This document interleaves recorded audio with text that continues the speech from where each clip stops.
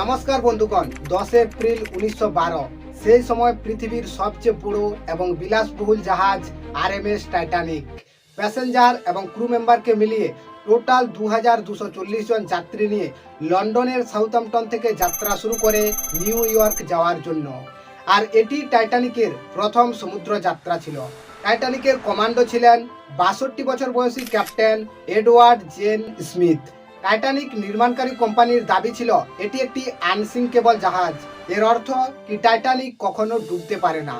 14 April 1912 রাত্রি ঠিক 11:40 Titanic একটি বড় বরফের পাহাড়ের সঙ্গে ধাক্কা খেয়ে যায়।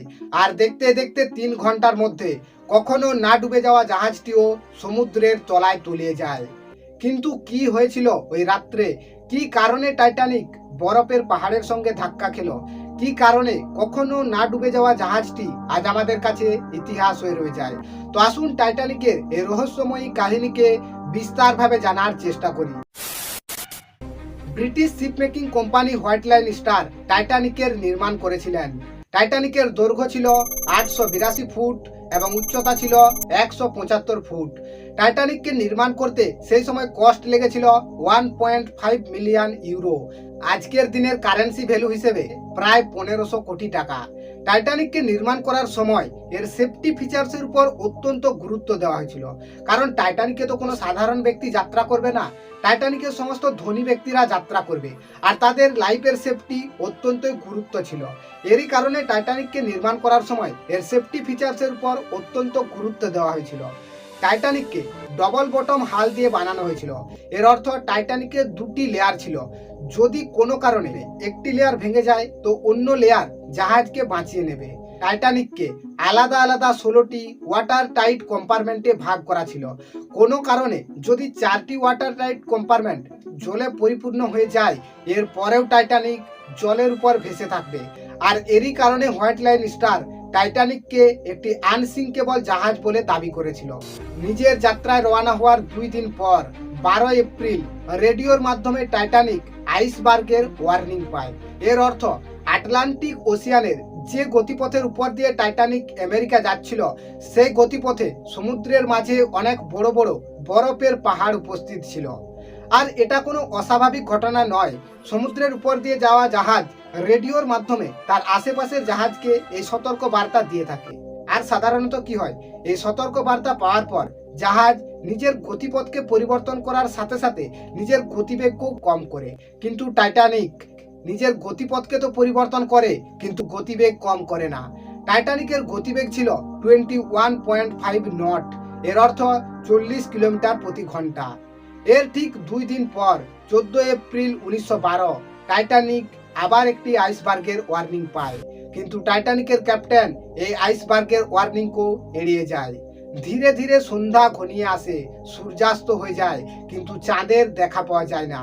আর চাঁদের আলো না থাকার কারণে সামনের ভিজুয়াল খুব একটা স্পষ্ট ছিল না। দূরের জিনিসকে স্পষ্টভাবে দেখা সহজ ব্যাপার ছিল না। রাত্রি ঠিক 10:30 এসএস ক্যালিফোর্নিয়া জাহাজের থেকে টাইটানিক শেষবারের মতো আইসবার্গের ওয়ার্নিং পায়।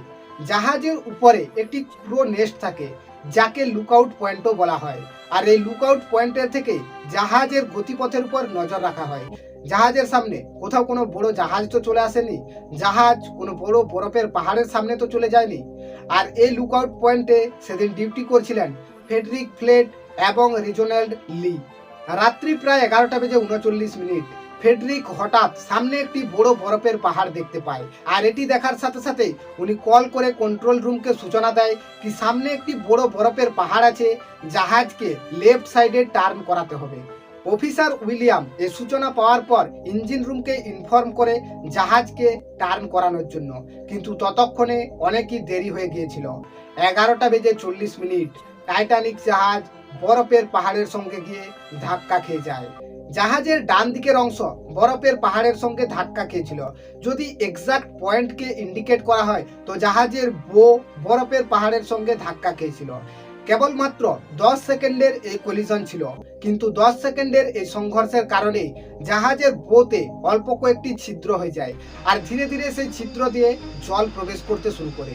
এরপর জাহাজের ক্যাপ্টেন স্মিথ এবং টাইটানিকের আর্কিটেক্ট থমাস এন্ড্রু জাহাজের ব্লুপ্রিন্ট বের করায় এটি দেখার জন্য কি জাহাজে কি পরিমাণ ক্ষয়ক্ষতি হয়েছে। কিন্তু এটি দেখার পর ওনারা দুজনে আশ্চর্য হয়ে যায়। ওনারা বুঝতে পেরে যায় কি কখনো না ডুবে যাওয়া জাহাজ এবার ডুবতে চলেছে, কারণ জাহাজের 5টি ওয়াটার টাইট কম্পার্টমেন্ট জলে পরিপূর্ণ হয়ে গিয়েছিল।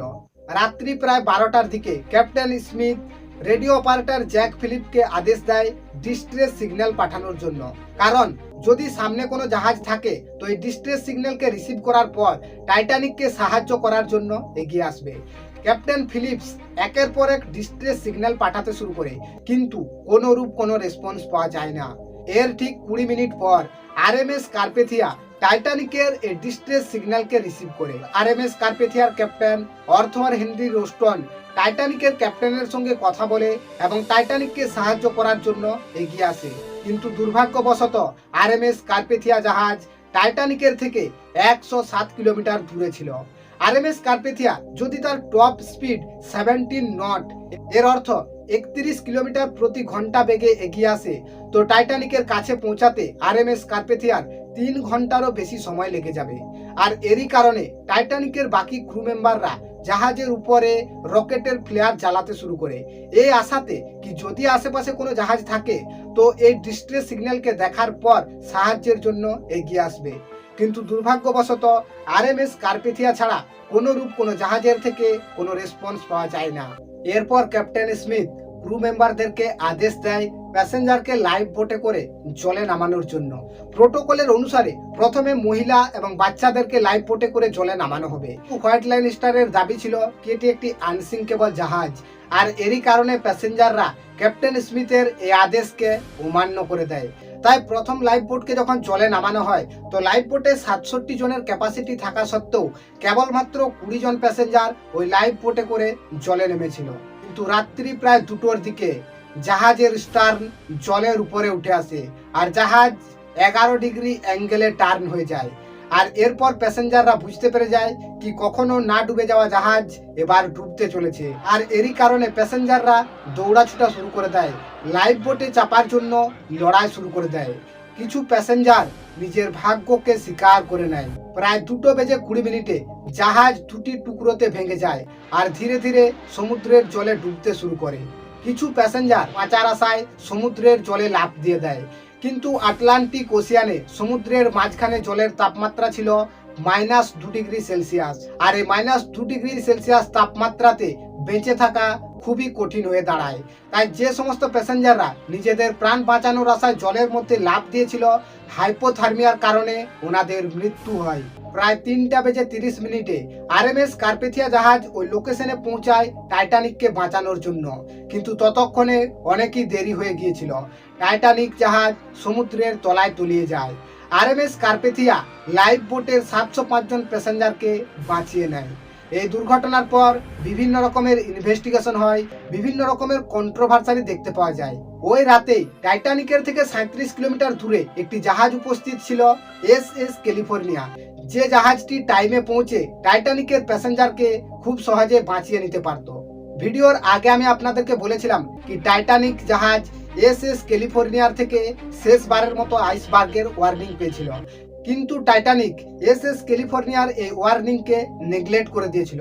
আর এরই কারণে এসএস ক্যালিফোর্নিয়া জাহাজ তার নিজের রেডিও অপারেটরকে অফ করে সেদিন রাত্রে ওখানে দাঁড়িয়ে গিয়েছিল।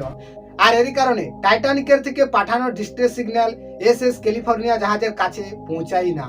কিন্তু রকেট ফ্লেয়ার্সকে দেখার পর এসএস ক্যালিফোর্নিয়ার ক্রু মেম্বার ক্যালিফোর্নিয়ার ক্যাপ্টেন স্টার্নলি ফিলিপ লর্ডকে এর ব্যাপারে ইনফর্ম করেছিল, কিন্তু ফিলিপ লর্ড বলে কি টাইটানিকে সমস্ত ধনী ব্যক্তিরা যাত্রা করছে আর হয়তো ওনারা পার্টি করছে, এটা কোনো ডিস্ট্রেস সিগন্যাল নয়।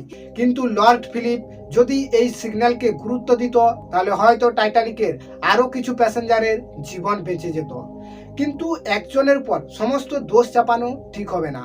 যেখানে টাইটানিকে 68টি লাইফ বোট থাকার ক্যাপাসিটি ছিল, সেখানে কেবলমাত্র জাহাজকে আনসিঙ্কেবল মানার কারণে কেবলমাত্র 20টি লাইফ বোট রাখা হয়েছিল। ডেস্কে উপস্থিত crew member Frederick Fleet quartermaster Robert হিচেন্সকে জাহাজ লেফট সাইডে টার্ন করানোর জন্য বলেছিল, কিন্তু মিসআন্ডারস্ট্যান্ডিং এর কারণে রবার্ট হিচেন্স জাহাজকে রাইট সাইডে টার্ন করে দেয়।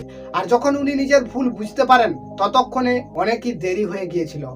একটি থিওরির অনুসারে টাইটানিককে এতবার আইসবার্গের ওয়ার্নিং দেওয়ার সত্ত্বেও টাইটানিক কেন তার নিজের গতিবেগকে কম করে না। তো হোয়াইট লাইন স্টারের ম্যানেজিং ডিরেক্টর ব্রুস টাইটানিকের ক্যাপ্টেনের উপর প্রেসার বানিয়ে রেখেছিল যাতে টাইটানিকের গতিবেগকে কম না করে। হোয়াইট লাইন স্টার 6 দিনের মধ্যে আটলান্টিক ওশিয়ানকে ক্রস করে একটি নতুন রেকর্ড বানাতে চেয়েছিল। আর এরই কারণে টাইটানিকের ক্যাপ্টেন স্মিথ টাইটানিকের গতিবেগকে কম করে না। টাইটানিকের ভাঙা টুকরোকে খুঁজে বের করতে 70 বছরেরও বেশি সময় লেগে গিয়েছিল। 1985 সালে একজন আমেরিকান ওশিয়ান এক্সপ্লোরার রবার্ট বালার্ড সমুদ্রের উপরিভাগ থেকে 4000 মিটার গভীরে টাইটানিকের ভাঙা টুকরোকে খুঁজে পেয়েছিলেন। দীর্ঘদিন ধরে সমুদ্রের তলায় পড়ে থাকার কারণে টাইটানিকের অবশেষ ধীরে ধীরে নষ্ট হতে চলেছে। টাইটানিকের এই ভাঙা অবশেষ কতদিন সার্ভাইভ করবে এক্স্যাক্টলি এটা বলা খুবই কঠিন কাজ, কিন্তু এস্টিমেট করা হয় কি 2030-এর মধ্যে টাইটানিকের ওই ভাঙা অবশেষ সমুদ্রের তলায় লুপ্ত হয়ে যাবে। আশা করছি ভিডিও আগের মতো ইনফরমেটিভ ছিল। ভিডিওটি দেখার জন্য আপনাকে অসংখ্য ধন্যবাদ। আপনার দিনটি শুভ হোক।